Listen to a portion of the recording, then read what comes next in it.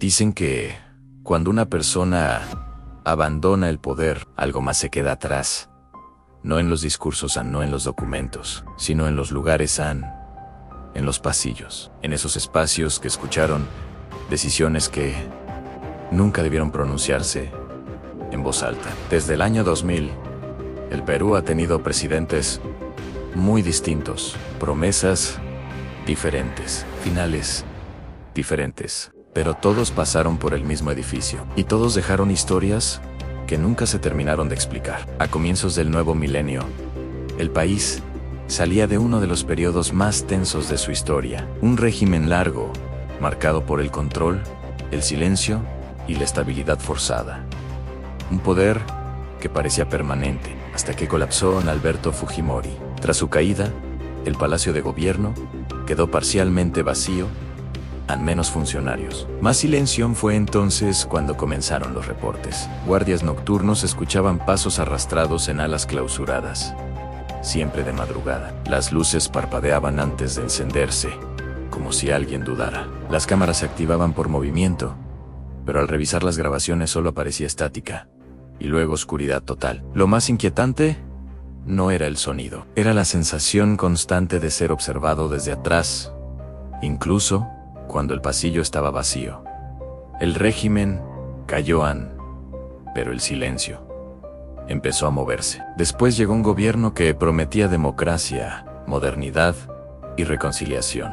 Un presidente recordado por la apertura económica y grandes proyectos de infraestructura. La idea de dejar atrás los años oscuros al Alejandro Toledo. Durante su mandato, lo extraño no ocurrió en los pasillos.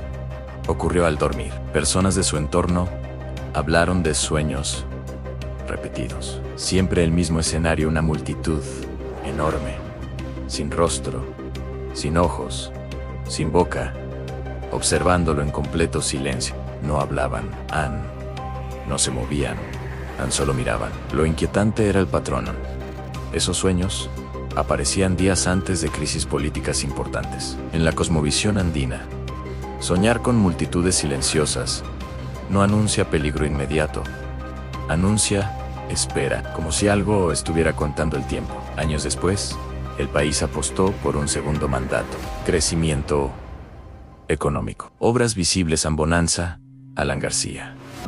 El palacio fue renovado casi por completo, pero una habitación quedó intacta, un cuarto común, sin símbolos extraños, pero con algo distinto. La temperatura descendía de forma abrupta, apenas alguien entraba. Radios que fallaban solo ahí, zumbidos graves que provocaban mareos en pocos minutos. Algunos guardias afirmaron escuchar fragmentos de voces distorsionadas. Nunca frases completas, nunca claras. A nadie fue obligado a custodiar ese lugar, pero nadie quiso hacerlo dos veces.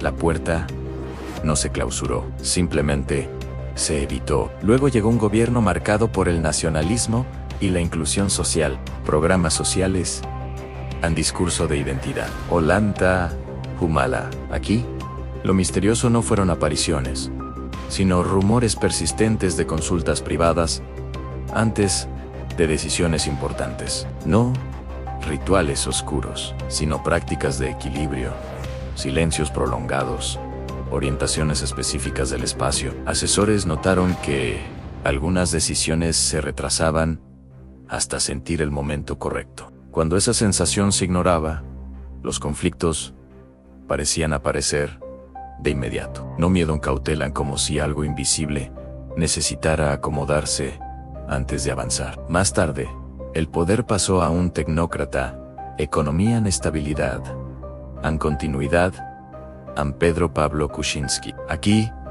lo inexplicable fue preciso. Audios que aparecían sin origen claro, grabaciones limpias, sin metadatos coherentes, difundidas justo antes de decisiones críticas. No eran filtraciones caóticas, eran quirúrgicas, como si alguien escuchara y esperara el segundo exacto para soltar la carga. Nunca se aclaró su origen, solo su efecto.